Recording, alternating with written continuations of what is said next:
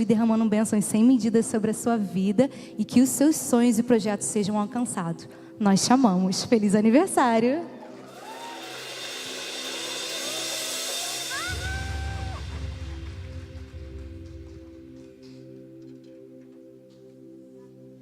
Graças a Deus, meus irmãos. Chegou a hora da palavra. Eu gostaria de chamar aqui a missionária Esther.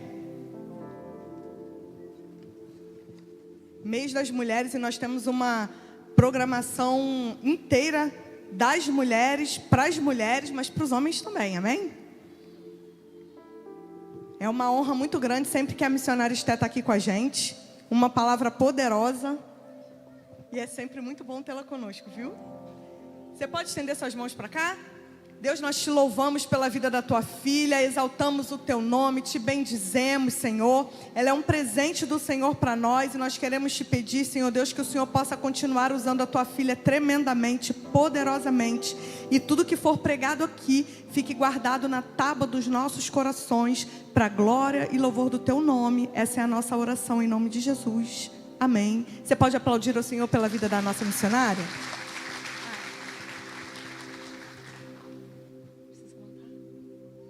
Paz do Senhor para a igreja. Queridos, é uma alegria enorme estar aqui com os irmãos, mais uma vez, com esta igreja. Eu agradeço aos pastores pelo convite, pela honra. Deus em Cristo Jesus abençoe a toda a igreja. Os irmãos que entraram em contato conosco, Deus abençoe. Quero trazer uma palavra nesta noite para a igreja. Está em Mateus, capítulo 4, o verso 24. Mateus, capítulo 4, verso 24. Está escrito assim: notícias sobre ele se espalharam por toda a Síria, e o povo lhe trouxe todos os que sofriam de vários males e tormentos, endemoniados, lunáticos e paralíticos, e ele os curou. Orei ao Senhor, o Senhor me trouxe esta palavra, dividiu comigo, quero dividir com a igreja nesta noite. Eu não vou demorar, tá bom? Pode ficar tranquilo, serei bem breve. O Evangelho de Jesus, segundo escreveu Mateus, apresenta um prefácio do que vem a seguir. Pequeno sumário. Ele demarca tudo o que vai acontecer logo após. E é exatamente assim. No verso 23 até o verso 25, a gente tem esse sumário. Jesus Cristo começou a ensinar, a pregar e a curar. O ministério de Jesus foi marcado por isso. Barclay fala algo interessante, eu até anotei, para que todos pudessem compreender. Jesus veio ensinando para derrotar todo o mal entendido que poderia haver. Jesus veio pregando para derrotar toda a ignorância que poderia haver. E ele veio curando para derrotar todo o sofrimento humano. William Barclay. O ministério de Jesus foi marcado por ensino, pregação e cura. Os dois primeiros, apresentação do reino e salvação para a vida eterna. Jesus, quando pregava e ensinava, apresentava a solução para um problema eterno: a condenação da alma, a salvação da alma. Ele apresenta esta solução. Quando ele cura, Jesus apresenta uma solução para o sofrimento temporário. Solução eterna. Solução para o sofrimento temporário. Sofrimento eterno. Sofrimento temporário. É interessante que ele não apresenta só uma parte. Cuida das duas. E por que isso? Porque a ideia que Jesus está passando para todos é a ideia do reino já instaurado aqui. Não um reino que virá somente, mas um reino que já começou a partir daqui, e enquanto aqui, enquanto ainda não. Ainda não, mas já. Já, mas ainda não. Isso na teologia é bem interessante. Se fosse só do querer de Jesus salvar-nos para depois da morte, então ele nos salvaria e nos mataria. Mas a ideia é salvar e nos manter aqui ainda vivos. E então revelar o reino de Deus através de nós. E é interessante que nesse mundo, esse contexto, o pano de fundo em que Jesus vem, já havia alguns curandeiros. Havia até mesmo exorcistas judeus, tanto judeus quanto gregos. A prática do exorcismo era algo comum, assim como também havia curandeiros e charlatães também, que traziam a ideia de cura, mas uma cura que depois, com o tempo, se mostrava somente temporária. Não resolvia o problema como um todo, mas resolvia o problema de uma forma mentirosa, que trazia uma ideia psicológica de que alguém foi curado, mas logo após havia uma recaída. Também, quanto à ciência, ela era muito limitada. Os gregos já tentavam adivinhar algumas coisas, mesmo com o surgimento de Hipócrates, que deu início, pai da medicina, 400 anos aproximadamente antes de Cristo. Ainda assim, a ciência se baseava, a ciência médica não se baseava em fatos mesmo, porque não havia a modernidade de hoje investigativa. Então, algumas coisas eram conduzidas pelo âmbito da hipótese, pelo âmbito do mais fácil, ou pelo âmbito da filosofia, ou pelo âmbito do achismo. Aquilo que não era entendido, eles ou varriam para debaixo do tapete, ou simplesmente tratavam como algo complicado, que eu vou explicar já já. Então, nós começamos a entender que de uma forma, como se Jesus fosse um curandeiro, ele seria mais um. Mas essa não era a ideia. Jesus vem diferente. Mateus apresenta, muito bem apresentada essa questão. A forma como Mateus apresenta a estrutura desse prefácio é fantástica. Primeiro porque ele vai seguir esse prefácio. Em todo o evangelho escrito por ele, vem o ensino, logo no início. Ensino, pregação e cura. Onde está o ensino e pregação? Capítulos 5, 6 e 7. Cura, capítulos 8 e 9. E esse estilo segue todo Mateus. Ensino, cura. Ensino, pregação, cura. Ensino, pregação, cura. Então a gente tem discursos e a gente tem narrativas, em que esse ministério de Jesus vai sendo desenrolado. Não há ensino e pregação somente de Jesus, ou não há só cura, há os dois. Jesus está interessado, diz Hendricks, no ser inteiro do ser humano. Não apenas em uma parte, mas no todo.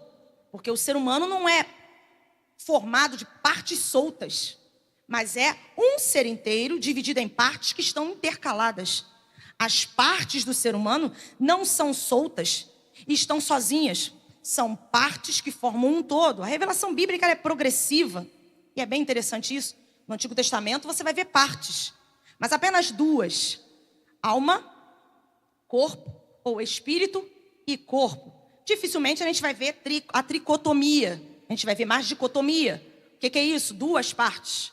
Mas quando a gente vai entrando no Novo Testamento, repito, a revelação bíblica é progressiva. O que você não acha a explicação no Antigo, você vai achar no Novo.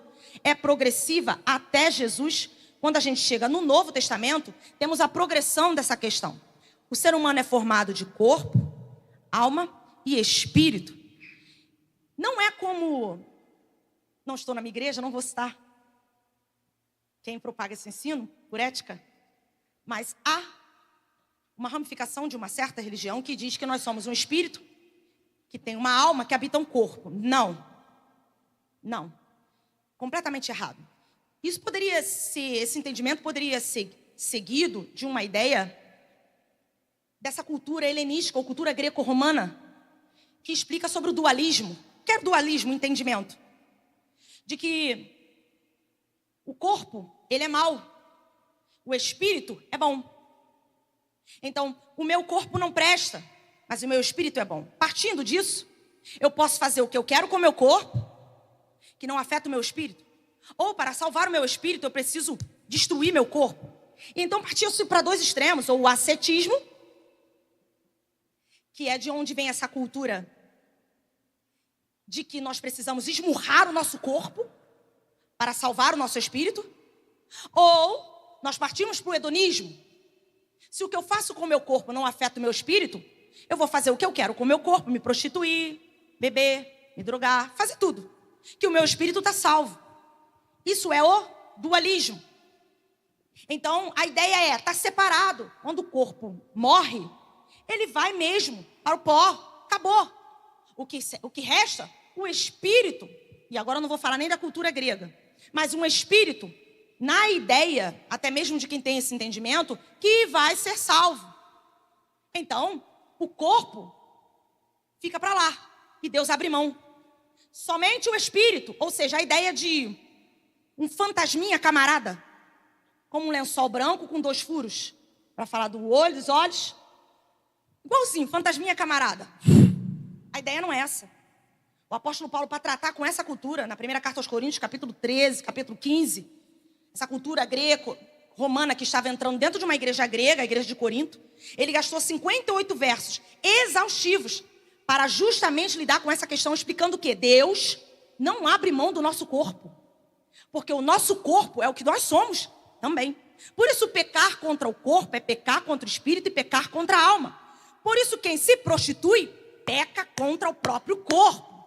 Isso aí é algo bem interessante, porque há uma ideia esdrúxula de que nós somos separados na cabeça de muita gente. Não. O termo nefesh, em Gênesis, quando fala sobre ser vivente, e Deus soprou o Neshamahaim.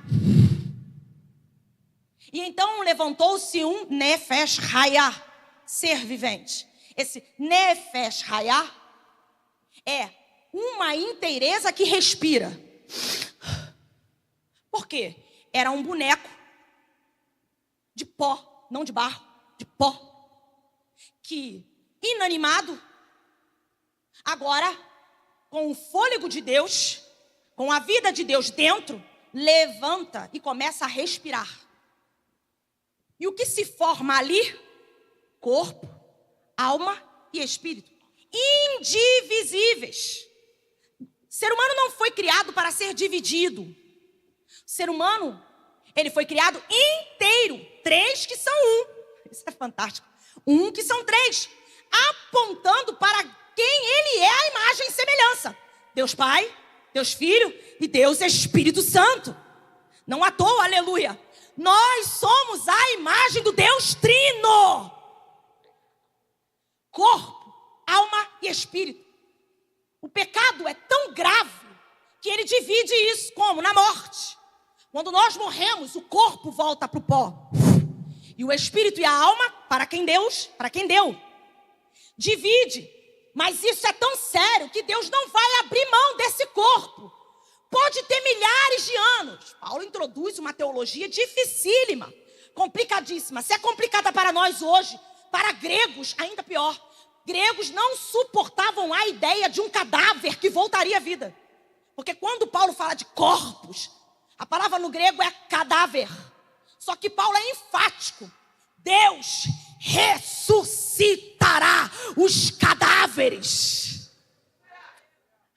Alguém pergunta, como isso acontecerá? Ele diz, tolos.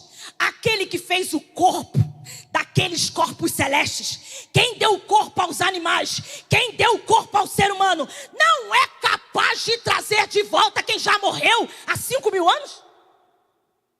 O que é impossível para Deus? Mas ele diz, quando a trombeta tocar, os mortos ressuscitarão primeiro.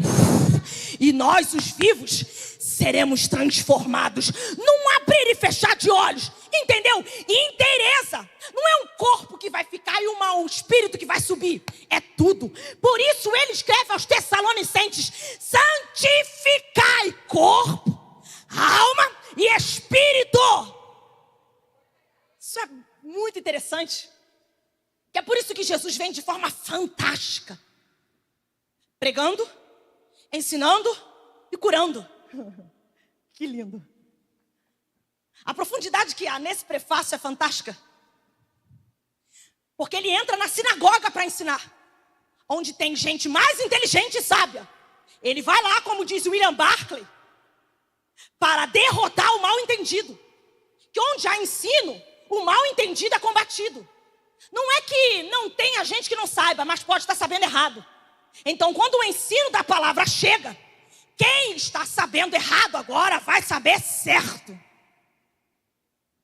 E ele vai pregando, para quê? Para combater e derrotar a ignorância. Se ensina para abrir os olhos de quem pensa que sabe, mas sabe errado. E se prega para quem não sabe, agora vai ficar sabendo. E mais o quê? Agora ele vem, verso 23, curando enfermidades e doenças. Mas no grego está assim: todas as enfermidades, todas as doenças. Isso no verso 23. Por que todas?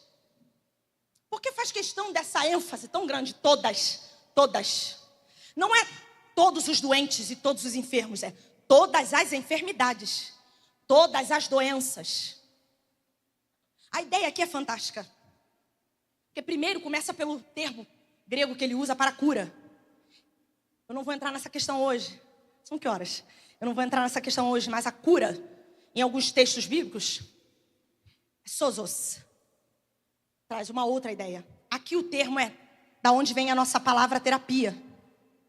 Ou terapeuta. É terapeuo. Ou seja, Jesus ia fazendo terapia. Isso é fantástico. Lindíssimo. Aquele que é o dono da alma, criador da alma, criador do corpo, criador do espírito, dono do fôlego, dono do barro e dono do ser, agora está na Galileia fazendo terapia. E ele vai como um terapeuta, curando todas as enfermidades e todas as doenças. A ideia é: não há um tipo de doença e enfermidade que eu não cure. Todas. Aleluia. Repito, quando eu falei que haviam charlatães, ou charlatões, a ideia é: algumas eles escolhiam para curar, outras nem metiam um bedelho. E aquilo que eles não conseguiam curar, ou varriam para baixo do tapete, ou dizia: é demônio. Os irmãos sabem disso em Atos. Já existiam exorcistas, os filhos de Cefas. Lembra que tomaram uma surra dos demônios? Interessante que eu conheci alguém que me falou isso uma vez. O que expulsa demônio é o nome de Jesus. Você não precisa nem estar certo. Usou o nome de Jesus, expulsou. É mesmo? Mete a cara. Tem coragem? Mete a cara, porque eles meteram a cara. E quando meteram a cara, os demônios disseram: a gente conhece Paulo. Vocês? Quem vocês são? Estão querendo vir para meter a cara com a gente, tentar bater na gente? Pois são vocês que vão sair daqui tomando uma surra. Isso é muito sério. Então, a ideia ainda se apresenta hoje. Sou crente velha. Até hoje, aquilo que a gente não consegue resolver, a gente diz o quê? É demônio. Endemoniado. Tem que ir para a sessão de descarrego. Não é assim? Há coisas que é o caráter. Mas um caráter para ser tratado dá uma dor de cabeça. Ainda mais quando a árvore é deitada. Caráter. Enquanto uma árvore está nova, você até levanta a árvore nova. Meu pai foi jardineiro. Acredite, meu pai não pode ver uma árvore nova deitando. Que ele vai lá, coloca assim um toco de madeira do lado, pega uma corda e amarra. Em frente ao meu trabalho tinha algo assim. Meu pai trabalhou comigo muito tempo. Ele foi na praça, amarrou aquela árvore nova e deixou. Ela estava bem tombada. Com o tempo, tirou. A gente trabalhou quase 10 anos juntos, acreditem. E aquela árvore estava direitinha. Por isso, tratar caráter quando é novo é mais fácil. Mas tratar o caráter de uma árvore deitada, se você tentar, você quebra ela. Então é melhor e mais fácil você dizer: vamos orar para Deus expulsar o capeta. Não é? Mas é algo interessante que eu preciso dizer, que a gente tenta sempre falar: ou tudo é demônio, ou nada é demônio. São dois extremos que a gente vive andando. Nós temos dificuldades em andar numa linha. O que é? O que será? Como saber? Por isso, antes do prefácio, Jesus chama os discípulos. Vamos embora. Vambora por quê? A palavra discípulo significa seguidor ou imitador. Jesus agora vai colocar os discípulos na faculdade para aprender. Por isso, lá na frente, eles vão tropeçar nessa questão. Os irmãos devem conhecer a narrativa do jovem lunático, em que os discípulos tropeçam. Mas é isso, está no início. Jesus quer ensinar a conseguir ter a ideia de entender o que precisa ser tratado. O que tem que ser tratado aí nessa história? Irmãos, não sei se você comunga da mesma ideia que eu, mas essa é a parte mais difícil. Porque a gente pode aplicar alguns paliativos. Mas se não tratar do problema, ele vai voltar o tempo inteiro. Você vai viver períodos de paz curto, períodos de guerras absurdos. Por quê? O problema real ainda não foi tratado. A ideia é tão fantástica que por que enfermidade e doença? Na língua portuguesa parece a mesma coisa, mas no grego não. Malaquian, no grego aqui, a ideia de doença é a ideia de doença ocasional, aguda, pontual. Você ficou com uma dor de cabeça, você teve uma gripe, você teve um problema de dengue. Doenças ocasionais e agudas que vêm e vão. Vêm e vão. Essa é a ideia. Algo mais fraco, mais simples. Mas enfermidade traz a ideia de noção. A palavra no grego é doença crônica, reumatismo, lúpus, sinusite, pressão alta, diabetes. Problemas mentais que ninguém resolve. Problemas graves mentais. Não estou falando de um simples falar sozinho. Você não precisa levantar a mão, mas quem aqui fala sozinho? Eu acredito que a grande maioria das pessoas. Mas eu não estou falando sobre isso. Eu estou falando de problemas sérios mentais. Também não estou falando de TDAH, que hoje todo mundo tem TDAH. Todo mundo. Ninguém consegue compreender que estamos ficando muito distraídos por causa das enormes distrações que nós temos em nossa mão. Há adolescentes de 12, 13 anos esquecidos como velhos. Eu já tive que andar com um mais próximo de que ele esquecia bica aberta, fogo ligado, não sabia onde tinha botado uma coisa, o que você fala com ele, ele esquece. Vai lá embaixo, tira a vassoura, levanta o rodo e coloca o feijão no fogo. Quando desce a escada, coloca o rodo no fogo, levanta o feijão, por aí vai. Mas a ideia aqui é fantástica. A ideia é, Jesus cura doenças agudas e doenças crônicas.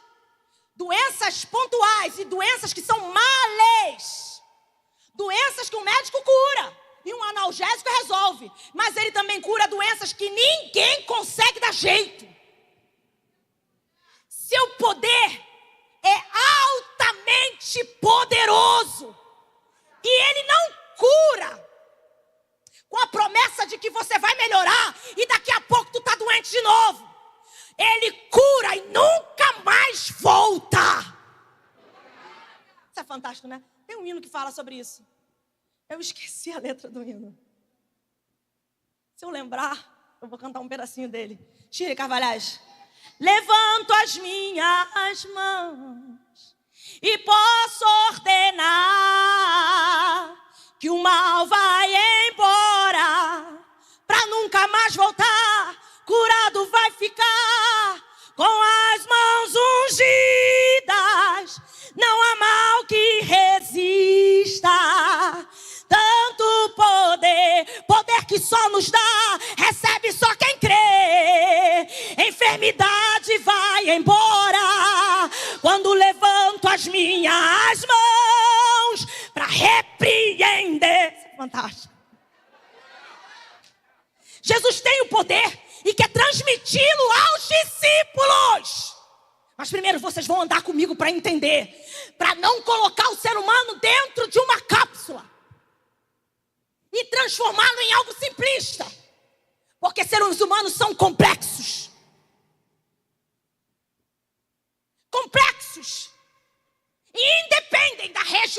cidade. Porque Jesus vem pela Galileia. E vem curando na Galileia. Mas agora tem gente vindo de fora. Tem gente vindo da Síria. Havia um ensinamento em Maimônides, descreve muito bem isso, de que judeus eram proibidos até de dar água para um estrangeiro. Judeus eram proibidos de ajudar quem quer que fosse que não fosse judeu. Jesus, a fome espalha. E agora tem gente entrando dentro do território. Porque se Jesus não vai lá, eu vou atrás dele. Não era um curandeiro para ter fama. Era uma fama que vinha como consequência de quem ele era. Isso é fantástico. E ele não rejeitava ninguém. E a descrição de Mateus aí é maravilhosa. Eles assim cruzavam, estavam vindo. E por que ele coloca o que eu li no verso 24? Curava vários males. Todos os que sofriam de vários males e tormentos. Esses tormentos, a palavra traz a ideia de uma pedra de tocar ouro. Isso é incrível. Meu pai é ourives. Eu entendo bem disso. Não de ouro, né? Mas de algumas coisas. É incrível como ele pega algo e diz, não é ouro. É um ourives aposentado já. Ele pega algo e diz, é ouro. Ele olha, já não tem aquela visão muito boa, né? Mas ele olha e diz assim, ouro 14, ouro 16, ouro baixo, ouro 18. Esse aqui é ouro baixíssimo, 10, não vale nada. Alguns ele tem que passar no dente, ou ele passa numa pedra. Quando ele passa, por causa dos olhos já ruins, ele diz, viu? É ouro. Por quê? Porque passei numa pedra de afiar que torturou o ouro, mas ele continuou brilhando. Não perdeu a cor. É ouro. Não é banho. Porque ele diz, tem coisas que parecem. Até alguns ourives até são enganados. Porque parece, mas tem coisas que apagam o brilho do ouro. Acredite. Tem coisas capazes de manchar um ouro. Já trabalhei em uma fábrica de óculos que tinha uma certa química que ela tinha essa capacidade de te enganar. Uma vez caiu na minha aliança. Quem fez minha aliança foi meu pai, né? Aí quando eu vi que parecia que perdeu a cor, eu falei, só me enganou! Aí ele ficou desesperado. Não, que isso, Esté? Que isso? Porque tu achar um ourives honesto é você achar agulha no palheiro. Porque existem algumas técnicas, e eu não vou falar. Porque também essa não é minha pretensão. Mas existem algumas técnicas para fazer parecer ser, não sendo. E ele falou assim, impossível. E aí ele pegou aquilo, passou um negócio que ele tinha lá e falou, viu? É porque Esté tem químicas muito brabas que podem confundir. Mas o verdadeiro ouro, ele vai aparecer. Mas a ideia é que esse instrumento machucava e trazia a ideia de tortura. E então, Mateus descreve, tem gente vindo com males horrorosos e passando por torturas horríveis. 2 pontos. Endemoniados, lunáticos e paralíticos. Perceba a separação. Mateus faz questão de colocar endemoniados e lunáticos. Porque a ideia de lunáticos pode ser louco, epiléticos ou lunáticos. Depende da versão da sua Bíblia. Mas a palavra no grego é a ideia daquele que, no português, vive no mundo da lua. Ou que se transforma pelas fases da lua. Era o que eles podiam explicar em relação às pessoas que tinham tanto epilepsia, quanto as que andavam mesmo esquisitas. Eu não vou falar alguns nomes da psiquiatria ou da psicologia com relação a algumas doenças mais graves, porque essa não é a ideia. Mas a ideia principal é, nem tudo é demônio. Só que alguém me questionou, e o jovem lunático? Afinal, era demônio. Os discípulos tentaram expulsar e não conseguiram. Então, Jesus disse, é oração e jejum. É demônio. Então como é que era demônio? Nem tudo é demônio, mas há doenças que Satanás pode estar por trás. Eu posso ter um mal crônico e Satanás se valer deste mal para me perturbar e perturbar quem está junto comigo. Perceba. Há coisas que não acontecem conosco, mas acontecem com alguém próximo a nós, que nos afeta. A mulher cananeia sofria, não por causa dela, mas por causa da filha. Tanto que quando ela chega em Jesus, ela não diz, tem misericórdia da minha filha, que ela está endemoniada. Ela diz, tem misericórdia de mim, porque a minha filha está miseravelmente endemoniada. Qual é a ideia? Quando Satanás entra, ele pode entrar em algumas pessoas como possessão ou influência. Na vida de quem é de Deus, nunca. Ok? Não. Neca tiquitiberiba. Aqui tem dono. Satanás não entra para me jogar no chão. Não entra para me perturbar assim não. Mas, porém, entretudo, todavia, entra em alguém que pode estar próximo a mim, que dá legalidade. O que é legalidade? Pecado. Mas há também outras questões. Um cristão pode estar atribulado por possessões demoníacas dentro de sua casa. E que a gente fica tratando como se fosse qualquer coisa. Tem gente discutindo com o demônio. Tem gente batendo boca com o demônio. Tem gente brigando com o demônio. Tem gente tentando salvar demônio. Tem gente deixando de vir para a igreja porque o demônio está perturbando. Tem gente tentando consertar o demônio.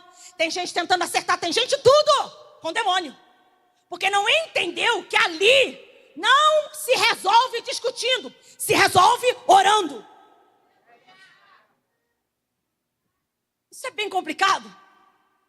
Porque aí Jesus agora vai em outra área. Mateus separa. Há também uma questão mais profunda. Que ele fala só sobre uma doença. Que fala de mal e de tormento, tortura. Que é a paralisia. Isso é bem interessante. Porque o termo abrange muitas questões. Não uma só. Não é só alguém que é paralítico dos membros inferiores. Mas também alguém que é paralítico dos superiores. Não é também só uma paralisia dos membros, total. Mas alguém também que pode ter uma mão mirrada. Que pode ter tido um derrame. Hoje a gente sabe o que é um AVC e naquela época? Não.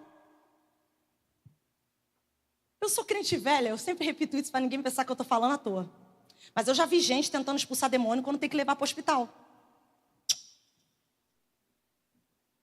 E eu já vi gente orando quando você tem que levar para socorrer. Eu já vi gente que é cristã passando por humilhação por pessoas que não têm um pingo de condição de estar à frente de nada. Por isso Jesus Cristo chamou os discípulos. Porque tem pessoas perdendo fé por mau posicionamento de quem está dentro da igreja. Eu já passei por isso. Minha mãe teve um derrame no microfone. Caiu a mão. Do nada.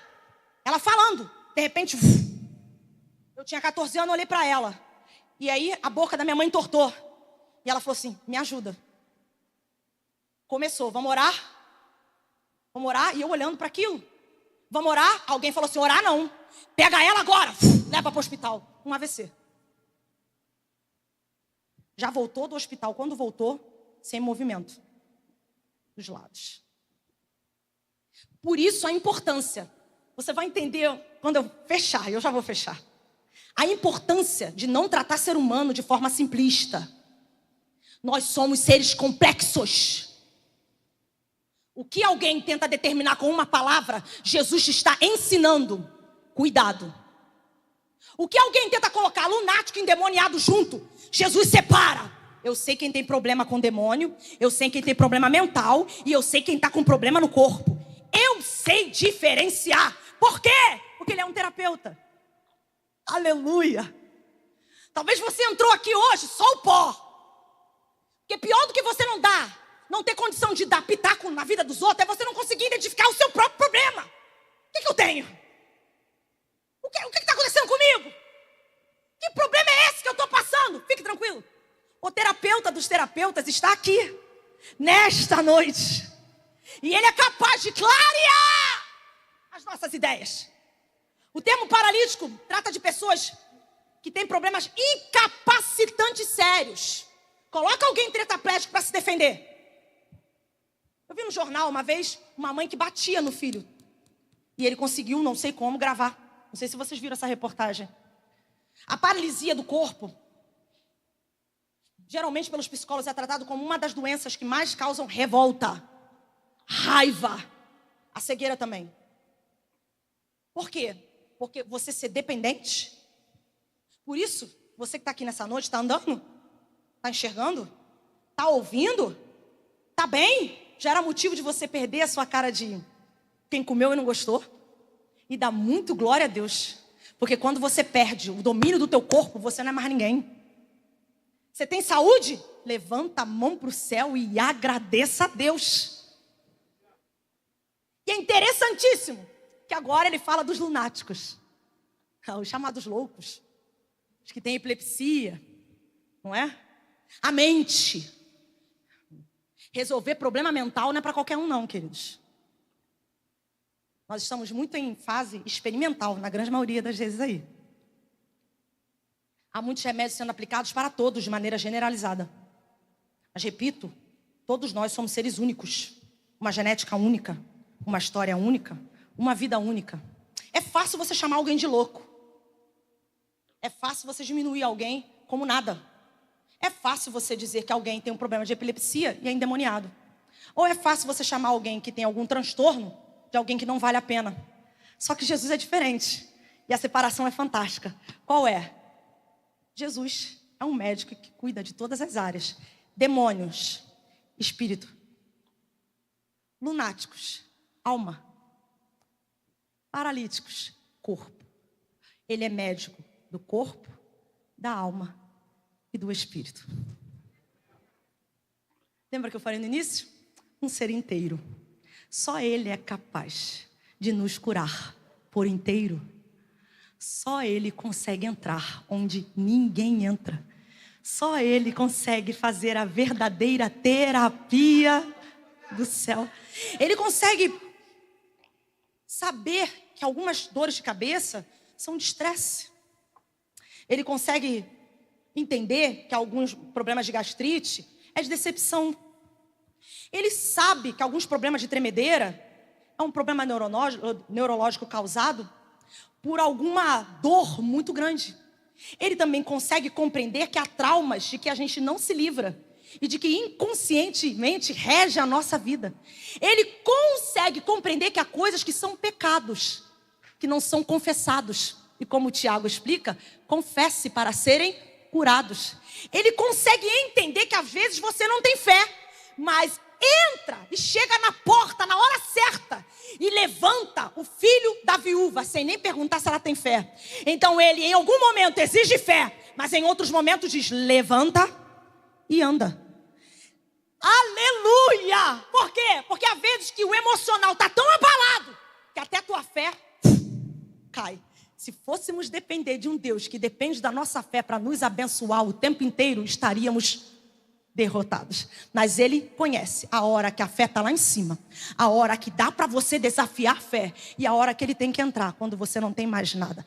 Ele sabe muito bem que há pessoas incapacitadas no físico que dependem de alguém e são humilhadas. E então Ele cura para que você não dependa de mais ninguém e não seja humilhado por mais ninguém.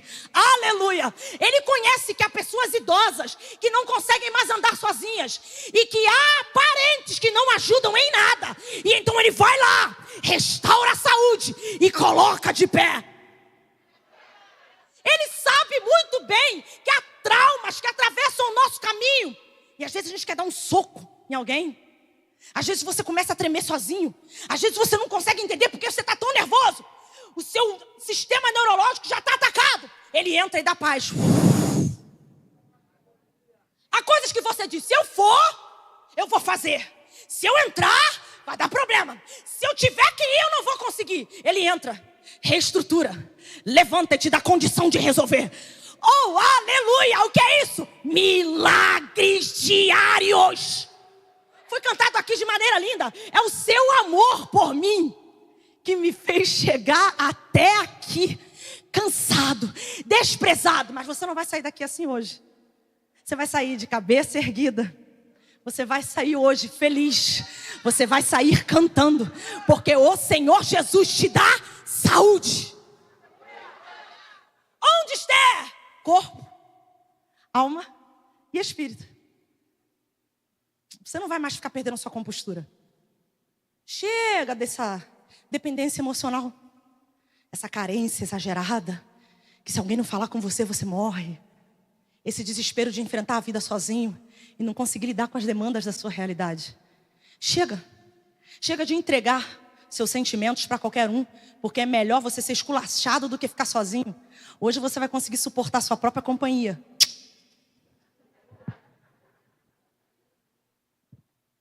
Sabe aquelas situações que a gente não consegue fazer nada sozinho? Eu sei o que eu estou falando. Esse transtorno com o amor próprio, um dia a gente conversa melhor sobre isso, porque há muito entendimento errado, mas essa carência exagerada, esse famoso falta de amor próprio, é porque Deus não está no lugar certo. E sempre que Deus não está no lugar certo, alguém está no lugar de Deus. E quando alguém está no lugar de Deus, você não conseguirá suportar o silêncio de uma casa vazia.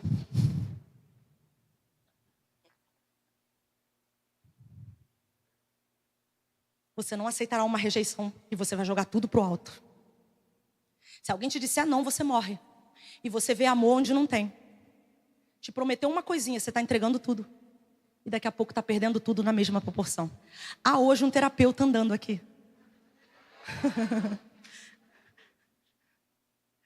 E ele cura todas as enfermidades. Doença crônica. Há emocionais crônicos. Problemas emocionais crônicos. Toma remédio, vai para psicólogo, vai para terapeuta, vai para psicanálise, vai para gestalt. Já tentou tudo que é tipo de abordagem na psicologia, já tentou tudo e não consegue resolver. Por quê? Porque há coisas que só o médico dos médicos entra e vira a chave. Você crê que você pode sair daqui hoje diferente? Eu creio. Em nome de Jesus, eu creio. Todo ser humano tem algo que só Jesus resolve. Não estou falando que a psicologia não é boa, eu estudo. Não estou falando nada disso, amém? Para não entender errado. Mas eu estou falando que, como a Rosa Nascimento cantava, tem coisas que só Jesus faz. Então, se você tem um problema de saúde, Esther, mas eu já orei. Jesus me curou. Ué, faça a sua parte, continue pedindo. Pedi, dá-se-vos-á. Batei, abri-se-vos-á. Buscai e encontrareis. Isso é profundo, porque isso relata uma campanha, né? Uma vez eu conversando com a pastora Helena, ela falou assim para mim, Esther, isso é uma campanha. Eu falei, não é que é campanha mesmo? 7 dias, 7 semanas, 2 meses. E a gente vai lá incomodando Jesus até ele dar. Porque a minha parte eu tenho que fazer é dele. Se é dele, eu tenho que pedir para ver se ele dá. Se ele ainda não deu, continue pedindo. 1 hora ele vira para você e te abençoa. Em nome de Jesus. Se você tem um problema físico, se você tem um problema espiritual, hoje é a chance de você se ver livre deste mal. Receba essa palavra. Guarde no seu coração. O Senhor Jesus cura as nossas doenças, porque Ele está interessado no nosso corpo, guarde isso. Não há nada mais bonito do que alguém sofrendo. E aí de repente você vê essa pessoa de pé, e o ímpio tem que dizer, caramba, como isso aconteceu? E você diz, foi Jesus. E então ela diz, o reino já está na terra. E nunca mais você volta a ter essa doença. Você pode ter outras, porque faz parte da vida. Seremos feridos. Nossa alma será ferida. Nosso corpo será ferido. E às vezes nosso espiritual também será ferido. Porque quando Satanás ele não pode nos possuir, mas ele pode lançar dados. Então por vezes você pode estar sentindo uma pressão que você não está entendendo que pressão é essa. Bem-vindo à batalha espiritual. Onde as trevas vão fazer de tudo para tentar te diminuir, te destruir. Porque quando você sai das trevas, você vem para a luz. Quando você está na luz, as trevas tentam acabar com você. Então, não sei onde você está afetado. Não sei se é enfermidade, não sei se é doença, não sei se é o corriqueiro. Jesus também cura dor de cabeça, tá bom? Esses dias eu vi alguém debochando do pentecostalismo. A irmã falou, não vou dizer quem, mas alguém erudito. A irmã falou que entrou na igreja, foi com dor de cabeça, vê se pode. Vê se pode, que é porque tem pessoas que têm dinheiro e querem se meter em pessoas que às vezes não têm condições. Se meter em relacionamento de pessoas com Jesus que às vezes não tem condição de fazer um exame. Não se meta. Jesus cura febre. A sogra de Pedro é um exemplo. Vai lá dentro e cura uma febre. Sim, se você está com uma criança doente, pode pedir. Senhor, cura meu filho. Senhor, entra, cura, tira essa febre, tira essa dor de cabeça. Alguém diz, é louca, não é louca não. Eu tenho como dono da minha vida o médico dos médicos. Por que não pedir? Por que enfiar a cara num analgésico que destrói o fígado? Há pessoas viciadas, não pode sentir uma dorzinha que já tem na carteira. Você vai ficar livre disso hoje. Em nome de Jesus. Receba essa palavra. E não desanime se você está sentindo dor ou está sendo ferido. Continue a viver esse ferir. Mas o crente é ferido e sofre de maneira diferente. Quando sofre, sofre para a glória de Deus. Há coisas que Jesus não vai curar, não sou maluca. Mas até isso tem propósito. 3 vezes orei e pedi para Jesus me curar. E o que ele me disse? A minha graça te basta. Por quê? Porque eu preciso te manter como um mensageiro de Satanás, te esbofeteando, para tu não ficar metido. Fique bem tranquilo. Quanto mais um propósito Deus tem com alguém, na vida de alguém, mais ele vai quebrar essa pessoa. Porque se a gente é metido com coisas materiais, imagine com coisas espirituais. Então Satanás, Deus permite Satanás esbofetear Paulo. Por quê? Porque o ministério era grande demais. E então, para colocar sempre com o pé no chão e não voar demais, Deus permite uma dorzinha. Toda hora te lembrando. Você depende de mim. Abaixa a bola. Então, se você quer ser usado por Deus, se prepare para ser quebrado também. Eu tô rindo, mas é de nervoso. As pessoas pensam que eu tô rindo, eu tô brincando. Não, eu tô nervosa. O assunto é sério, então eu tenho uma pedagogia assim, de te deixar um pouco mais leve. E aí eu te dou um tapinha só para você nem percebe. Guarda essa palavra. Não desista desse relacionamento com Jesus. Ainda que as coisas pareçam difíceis. Traumatizados todos nós somos. Se você está ficando velho, você vai sentir seu corpo doendo mais um pouquinho que o normal. E guerra com Satanás você terá. Mas uma coisa é certa. Jesus Cristo é dono do nosso corpo, da nossa alma e do nosso espírito. Agradeço a oportunidade. Em nome de Jesus.